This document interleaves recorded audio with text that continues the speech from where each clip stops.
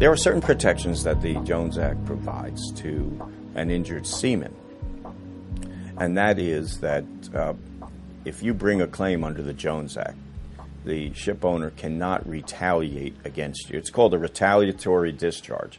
And if you've brought a case under the Jones Act, they can't fire you because you asserted your federal legal rights.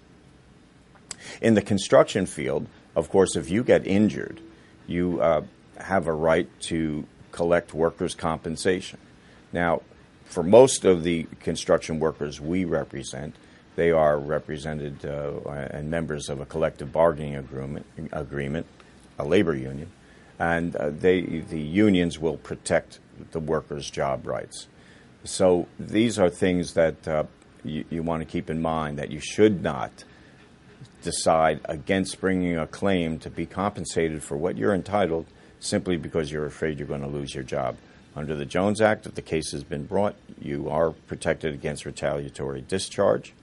And in the construction field or in the general field, you normally do have certain protections. Of course, one of the things that you should keep in mind, that is, if you do bring a claim, and if your employer then lays you off or fires you because you brought the claim, that's an additional damage that you can bring as part of your case. Because if you've lost your job because you were hurt, well, that's part of what we go out and we fight for, is those wages that you have lost because you got hurt. And if they fired you because of that, well, that's all the more good for you in the lawsuit that we would bring.